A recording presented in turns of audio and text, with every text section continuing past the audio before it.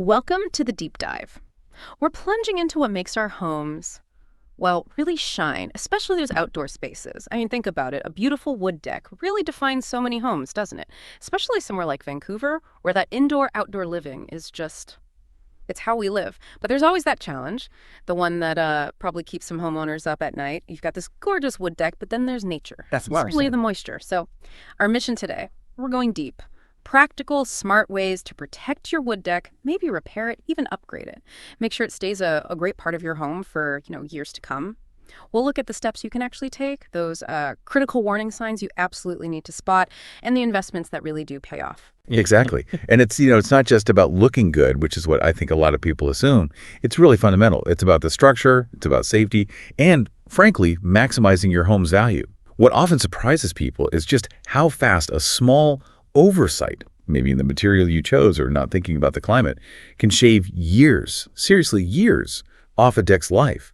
It can turn that lovely investment into, well, a liability. So understanding the wood itself and the local climate, especially a wet one like Vancouver's, that's key. It's like the silent protector of your property value. It is fascinating, though, how wood decks they persist. Despite all the new composites and things, people still seem drawn to wood. Is it just that natural beauty? Yeah. Or is there something else keeping them so popular? Well, it's definitely timeless. And yes, the beauty is a big part, how it blends in outdoors. But one key thing from our research is just how versatile wood is. You can customize it to match almost any house style. It adds real value, real usable space.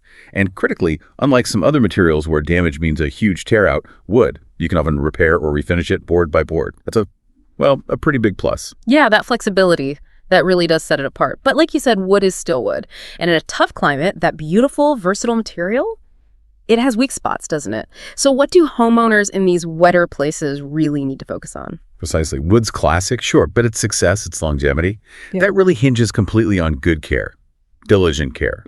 Without proper maintenance, especially where it rains a lot, things like rot, mildew, fading, they can drastically shorten a deck's life. Seriously cut it down. And like we said, it's not just looks, it's safety, it's how long it lasts, how well it performs. A neglected deck, it can become a hazard pretty quickly. Okay, so knowing that, how do you spot trouble before it gets really bad? We all want our decks to last forever, right? But what are those key signs? The things that, if you ignore them, could mean big repair bills or even replacing the whole thing. Sometimes the worst problems are hidden, aren't they? That's a really crucial point. If you're having a barbecue and someone nearly trips because a board is warped or the deck feels spongy, well, that's your deck screaming for help. We found a few clear signs you just shouldn't ignore. Things like splintering or cracked boards that can hide deeper rot, loose railings or fasteners if it feels wobbly, that's a definite safety issue.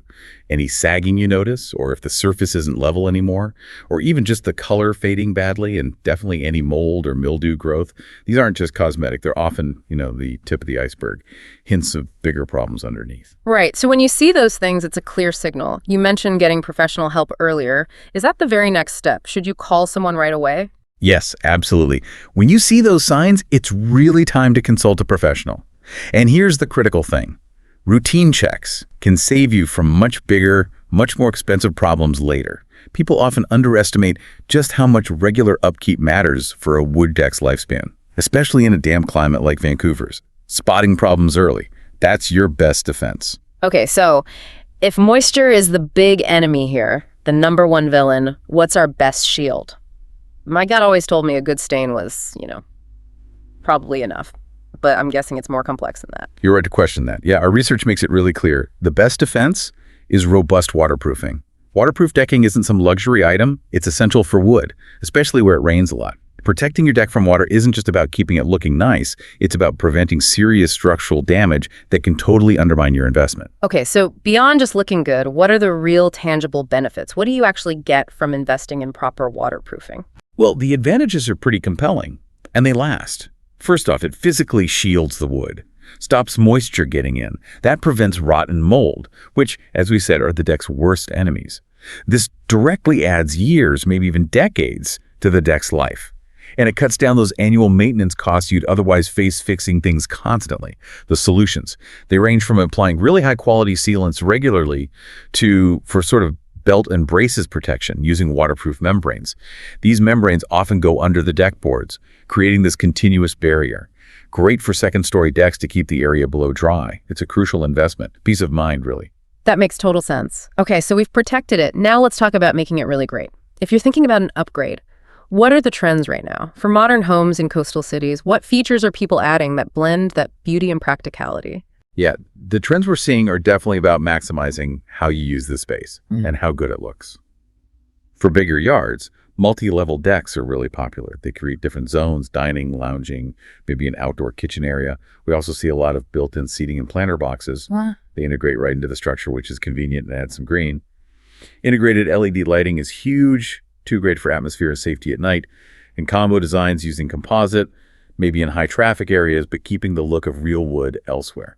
Kind of the best of both worlds. Those sound great, definitely add value and usability, but the practical side again, if you're dreaming about that fancy multi-level deck, you still need to face the reality of your current deck's health, right?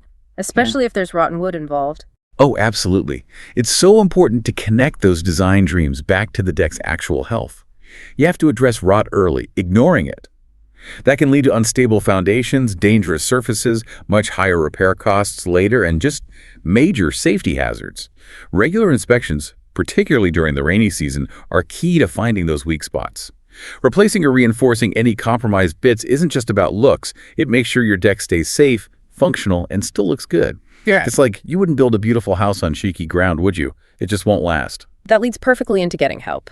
If you suspect rot or you want one of those big upgrades, professional help seems unavoidable. But why specifically look for local deck contractors, say in Vancouver? Is there a real advantage there? Oh, definitely. The benefits of using a local expert are huge and maybe sometimes overlooked. First, they know the local building codes inside out, and those can vary quite a bit even nearby. They really understand the specific climate challenges, like Vancouver's constant dampness, and can recommend materials and methods that actually work here. Plus, you often get better access to quality local materials, maybe better warranties. And you benefit from their specific craft, tailored solutions that fit your property's quirks. A good local contractor ensures it's safe, looks great, and lasts. Especially when it comes to those vital waterproof systems we talked about.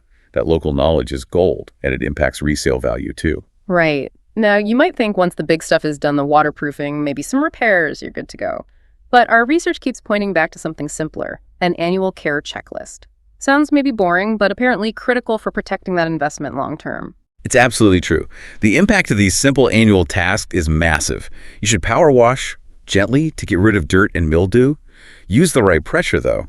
Always inspect for any rot, any damage, and replace those boards quickly. Don't let it spread. A fresh coat of stain or sealant. Think of it like sunscreen for your deck. Apply it consistently. And check those railings and fasteners. Make sure everything's tight and stable, especially after winter. This consistent upkeep really does head off expensive repairs. And those seasonal checks, before and after winter, they help prevent weather damage taking hold. Oh, and don't forget the surroundings. Overhanging branches, dripping water, leaves piling up, poor drainage nearby, all that can make your deck deteriorate faster by keeping it wet. Keep the area clear. Okay, here's a common dilemma people face. Painting versus staining their deck. Seems straightforward, but there's actually quite a bit to it, isn't there? What do the experts say is really best? Yeah, choosing between paint and stain. The key question, as our research highlights, is really, what's your main goal for this deck? Paint, for example, gives you much better coverage, a really uniform finish. It's great for hiding flaws on older wood, makes it look fresh and new, plus it usually lasts longer before needing touch-ups. Staining, though, that's all about enhancing the natural wood grain. It comes in different transparencies, clear, semi-transparent, solid, so you can let the wood's character show. But it usually needs reapplying more often. Both will give you that crucial moisture protection and UV resistance. So your choice really should depend on the deck's current state and what look you're going for. Bold color change. Or highlight the natural wood. It really does bear repeating, and the research screams it. Moisture is the absolute #1 enemy of wood decks. It quietly leads to mold, mildew, and eventually rot. The silent killer, really. Where are the sneakiest spots on a deck? The places people often miss where moisture collects. That's spot on. Yeah, the most common vulnerable areas are often hidden. Think about the underside of the deck boards. Water can sit there unseen. Gaps right near the house, especially where the deck attaches that ledger board area, is critical. Corners where drainage might be poor, and surprisingly often, stairs and railing joints. They take a beating and can trap moisture easily. So mitigation is key. Using mildew-resistant coatings helps. Ensuring drainage slopes away from the deck is vital, and regularly cleaning between the boards, getting out leaves, dirt, anything that traps moisture. Also, improving ventilation underneath. Sometimes just clearing obstructions or adding vents lets the wood dry out properly after rain. That's essential to stop mold and mildew grabbing hold. That brings up another important point. What about inspections for bigger properties like strata buildings, condos, townhouses, or commercial places? Are deck inspections just as critical there? The stakes seem even higher, maybe? Oh, absolutely higher. For strata and commercial properties, deck inspections are non-negotiable. It's not just about safety, it's about strict compliance with local laws and regulations. The inspections there are really specific. They look closely at structural integrity, load capacity, can it hold the weight? Railing height and spacing needing safety codes is paramount. How the deck is attached to the main building structure, that's a huge failure point, if not done right. And of course, drainage and waterproofing systems. Regular inspections prevent massive liability issues. They keep tenants or customers safe. And crucially, they can spot hidden problems, early dry rot, deep inside beams, rusted hardware you can't easily see. Proactive management here isn't just about compliance.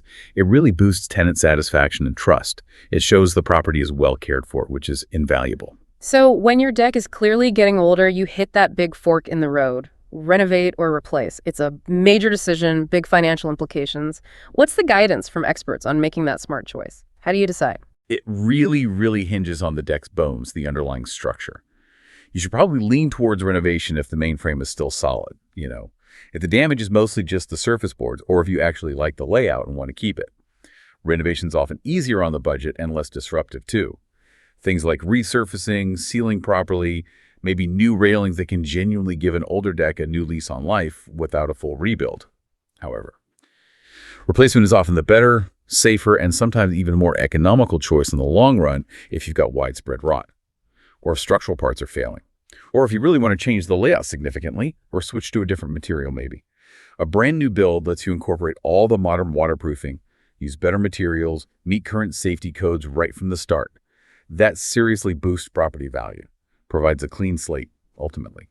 A professional assessment is key. They can look at your specific situation and help you weigh the pros and cons to choose the best path. Okay, beyond the big structural stuff, what about just everyday safety?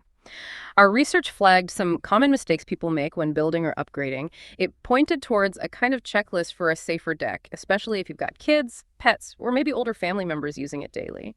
What are those absolute must-haves for peace of mind? Yeah, that safety checklist from the research highlights some really practical things, often overlooked. First, non-slip coatings, especially on stairs and high traffic zones. That's a game changer for reducing falls, particularly when it's wet. For families, child-safe gates, barriers at the top of any stairs that's essential, rounded railings in corners instead of sharp edges, much safer if someone bumps into them, less injury risk. Good lighting for stairs and steps is critical too. Maybe those modern low-voltage LED lights improves visibility hugely at night. And finally, making sure all the fastener screws, bolts are secure and rust-free. That's crucial for the deck's long-term stability. These safety steps, they don't just protect your loved ones, they genuinely add to the property's appeal and resale value. It shows potential buyers that the deck was built or upgraded thoughtfully, with safety in mind. So just to wrap up our deep dive on protecting wood decks, especially in rainy places like Vancouver, it really comes down to a smart combination of being proactive. That means using the right waterproof sealants or maybe even membranes, making sure water drains away properly. And doing those regular, consistent inspections definitely before and after the winter, using good quality mildew-resistant stains or coatings. That extends the life, sure, but also boosts safety and just makes it look better. At the end of the day, it's not just upkeep. It's truly an investment in your home, in your lifestyle. It ensures that outdoor space stays valuable, enjoyable, and most importantly, safe for many years. So thinking about everything we've covered today, all the ways to maintain, protect, and enhance your wood deck, what hidden potential or maybe what overlooked vulnerability might your own outdoor living space be holding, just waiting for you to take a closer